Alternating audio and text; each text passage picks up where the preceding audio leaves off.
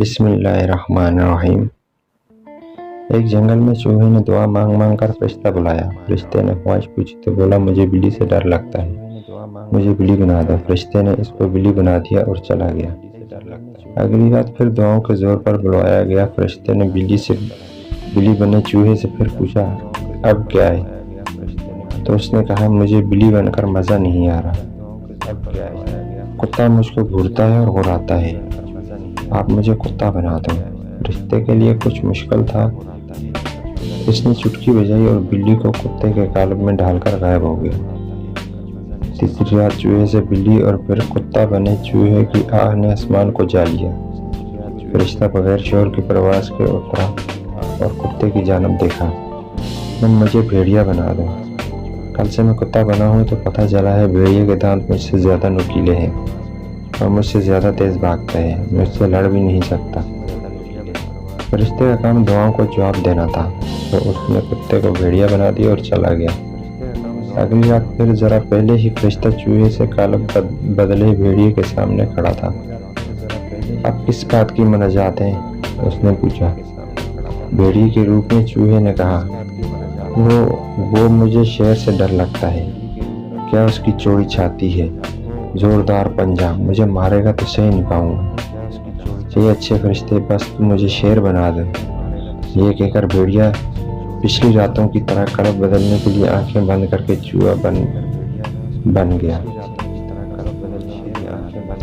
کے بیٹھ گیا۔ فرشتے نے جب اس کو آنکھیں کھولنے کو کہا تو وہ دیکھ کر چیخ اٹھا، یہ کیا؟ تم نے مجھے پھر سے چوہا بنا دیا، مجھے تو شیر بننا تھا۔ چوہا روانسا ہو گیا، ہاں میں نے تمہیں واپس چوہا بنا دیا ہے کیونکہ میں جان گیا ہوں تم غلط دعا مانگ رہے ہو۔ میں تمہارے کلبوت کو شیر اور ہاتھی گینڈا جو بھی طاقتور جانور میں ڈال دوں گا تو کچھ نہیں ہوگا۔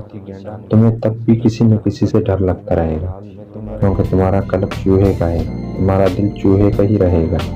اس دل سے اپنے بھاری جتھے کا خوف کبھی نکال نہیں پاؤ گے۔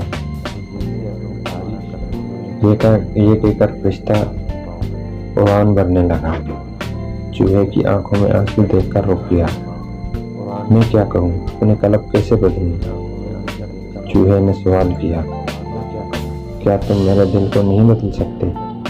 نہیں، دل بدلنا میرا کام نہیں ہے، وہ تب بدلے گا جب وہ خود چاہے گا۔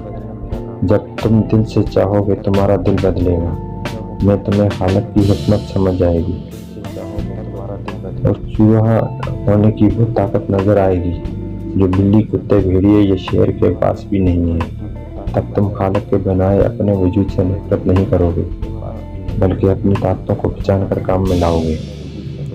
اس دنیا میں ہم سب بھی اپنی صلاحیتوں اور کمزوریوں کے ساتھ آئے ہیں۔ ہم میں سے کچھ دوسروں کی ظاہری طاقت سے مرغوب ہو کر ان جیسا بننا چاہتے ہیں مگر بھول جاتے ہیں کہ جس خالق سے دوسروں کو بنایا ہے اس نے ہمیں بھی تخلیق کیا ہے۔